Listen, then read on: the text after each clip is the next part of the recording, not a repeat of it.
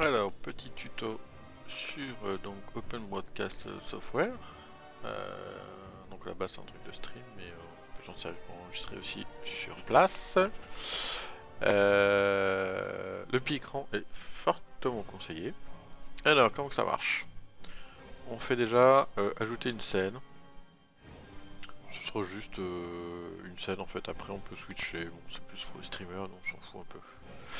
Ensuite, il suffit ajouter capture de jeu.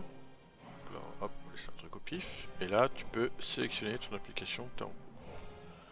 Donc, tu sélectionnes wow, wow, et tu fais OK. Concrètement, il n'y a rien à changer, je crois. Logo du site, c'est pour le petit logo qui cache le chat. Après, bon, c'est pareil, il faut faire ajouter. Tu fais une image, blablabla, et puis tu règles ton truc où tu veux, en fait, où tu veux le placer, en fait. Tu le verras après dans la fenêtre qu'on ouvre, en fait. Source globale, on s'en bat les couilles. Ensuite, paramètres. Donc là, en fait, tu sélectionnes ton profil, machin. L'encodage, donc ça va être important. Donc utiliser CBR, activer le tampon CBR. Le bitrate max, tu te mets à 7000, ça suffit amplement. Le reste c'est grisé, ouais, tout ça, voilà, on s'en fout un peu quoi. Le paramètre du stream, donc ici c'est là que tu fais sortie vers un fichier seulement. Tu sélectionnes ton dossier où tu veux le mettre. Le reste on s'en fout un petit peu, non. Ensuite donc la vidéo personnalisée, ouais, diminue la résolution, donc là tu mets là pour être en Full HD en fait. Après, tu peux réduire un peu si tu veux. L'audio,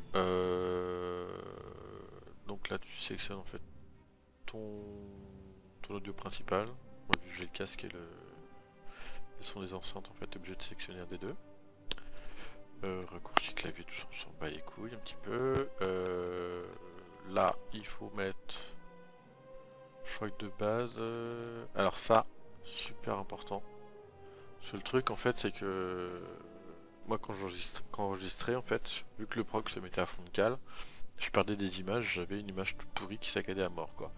Quand tu te mets juste supérieur à la normale, tu prends le pas sur les autres applis et du coup ça lag pas en fait. Ça de base je crois que c'est comme ça. Utiliser CFR et paramètres personnalisés, ça faut le mettre aussi. Et je crois que c'est tout ce qui a changé là-dessus. Enfin bon, après tu regardes, hein, tu feras des arrêts sur image. Ça on s'en fout. Ça on s'en bat les couilles aussi. Et le sélectionneur de scène, on s'en fout aussi. Et concrètement, quand tu enregistres, tu as juste à faire commencer l'enregistrement. Bon, moi j'ai une erreur à chaque fois. Et là, est-ce que ça va marcher parce que j'ai les deux? C'est pas gagné. Bah bon, concrètement, là toi j'ai le logo que je peux bouger en faisant un petit... Bah, tu vois, tu peux sélectionner l'ordre, la taille, faire pas mal de trucs. Bon, évidemment là ça marche pas. Ce qui va pas, wow, faut que j'enregistre en même temps. Et c'est tout. C'est tout. Ouais, le plus important en fait, c'est vraiment les paramètres et truc d'encodage, donc ça, on s'en fout. Ça aussi. Surtout ça en fait. Ça a changé beaucoup de choses. Voilà. Donc, bah c'est tout. Et après, ouais, moi j'upload direct sur. Avant, je me faisais chier à encoder, maintenant je me fais plus chier. Voilà. Allez, à plus.